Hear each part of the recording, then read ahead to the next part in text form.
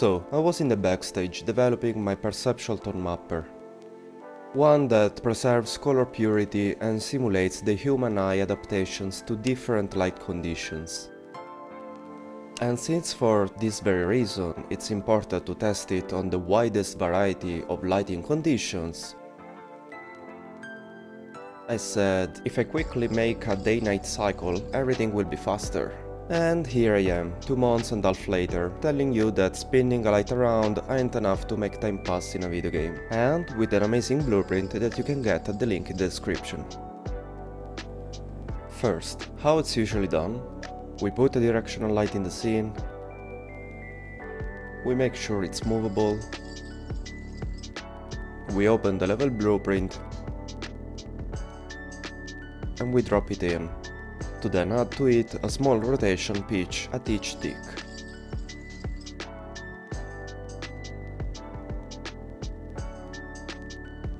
You're welcome, ship it. Well, who knows more than the bare minimum is aware that to make it reliable you have to set a velocity per second and multiply it by delta seconds. This hedges you against the fact that not all frames have the same duration, which may lead to non-uniform solar speed if they oscillate too much. Plus, you'd get different sun speeds at different FPS otherwise. And even then, to get to the optimal solution, you'd need to open a very different can of worms that I'll happily avoid this time by redirecting you to this other resource, as it's not the main topic I wanted to go through in this video. Thing is, until you rely on this method to rotate your sun, you'll get mediocre results. The sun doesn't describe a perfectly straight and symmetric arc unless you're in a few specific locations at specific days of the year. Otherwise, the arc will always be at an angle, and also the points where the sun sets and rises rarely will be 180 degrees apart, which is what makes day duration differ from night. Now, if you want to perfectly replicate position and path of the sun as experienced from a specific location of the Earth in a specific time of the year, you can simply use this night plugin Epic provides. It will give you access to this blueprint with all the necessary data ready to go.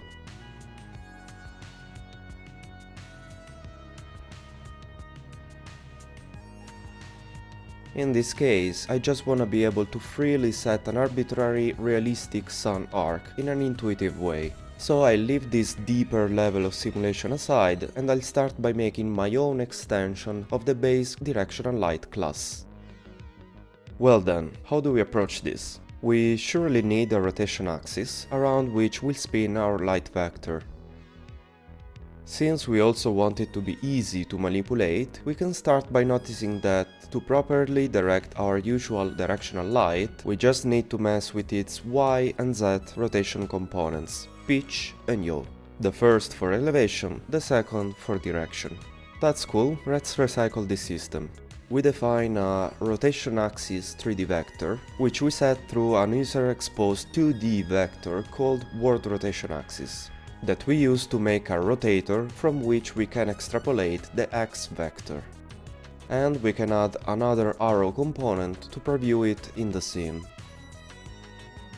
Now we must decide how to direct the light. I know that technically we can already freely rotate it around, but we can do better.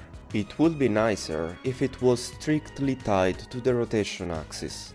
Let's calculate a vector orthogonal to the rotation axis that lies on a vertical plane, and we'll use it as a spherical interpolation point. So we'll effectively be able to define the amplitude of the sun arc with a single float.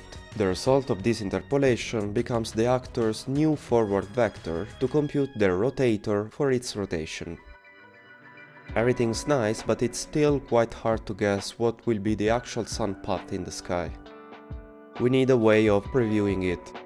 Let's create a new function that calls a drawDebug circle. And for now, let's try to fit this circle to the rotation path followed by the preview arrow. So we set its center to the actor location and its radius to the sun direction arrow length. To rotate it correctly, we just need any pair of vectors that are orthogonal to each other and to the rotation axis. Next step is to offset and scale the circle along the rotation axis so it's always touching the tip of the light direction arrow. If we imagine a right triangle described by the two vectors, we understand that we need to offset its center by the cosine of the angle between the two and scale its radius by the sine of it. And now it describes perfectly the revolution path of the light arrow around the rotation axis 1. Sadly, it's still useless to understand where the actual sun is going to end up as the day goes by. But now that we have the correct behavior, it's just a matter of shooting this circumference to infinity to be drawn in the sky. Before doing so, though, we must notice that even though the light is pointing this direction, the actual sun is on the opposite side. So we must flip the circle around to reflect that. And now we only need to scale up this circle like crazy and center it to the world origin. That's it.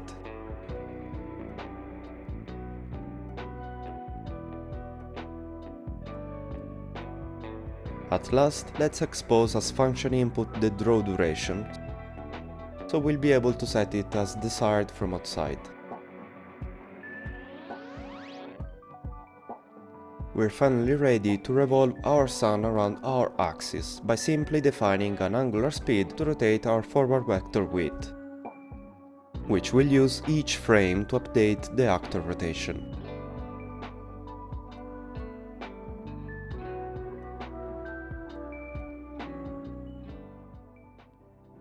Now, let's spend few words on why it's generally a bad idea to have a dynamic day-night cycle in a game. In one sentence, virtual shadow maps cache invalidation. And I'll throw in a second one too, shadow overdraw. Nowadays, virtual shadow maps are the standard, at least in Unreal. By now, everybody should know how they work and be aware of their caching system. If nothing changes in the area covered by one of their pages, that is cached and not update, sparing clock cycles. So what happens if we move the light? Everything moves in relation to it and the entire cache for the whole VSM is invalidated, forcing it to re-render all of its pages. Of course, if you're still using the classic cascade shadow maps, that doesn't apply to you, as they completely refresh every single frame regardless. As far as the overdraw is concerned, that's more of a general problem, not really tied to the fact that you're moving the light around. It's just that a day-night cycle forces your light, in the awful case I'm about to illustrate, twice per cycle. The more a directional light is close to the horizon, the worse its performance will be. That's simply because with that setup, it's more likely to have a high number of objects casting shadows onto each other, and you just need one of them to move to invalidate it for all of them. Now, while for the overdraw there isn't much you can do about it, besides not having sunsets and being smart about calling far meshes and warp position offset animations, something can be done for the cache invalidation. You don't rotate the sun every single frame. To do so, after updating the forward vector but before rotating the light, you increment a counter variable by the time passed since last frame, and you run a check on it.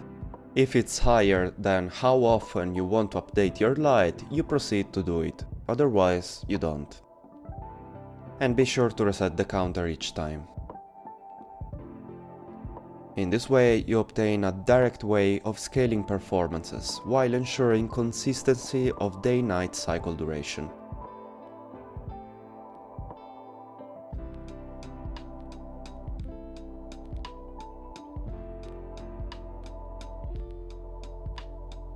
Of course, this leads to choppy shadow movement. The trick here is to find the lowest update frequency possible for the given sun speed, so that the shadow movement still looks continuous. The preamble is over. Finally, everything's set to dive into the main topic of the video. Look at this day-night cycle and tell me what you feel.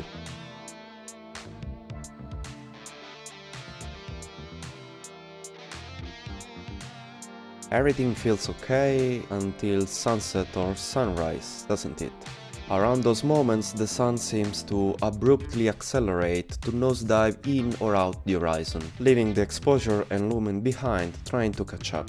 This is technically realistic behavior, since those phases last only a small fraction of the total daytime, but will hardly have a 24-hour cycle in our game.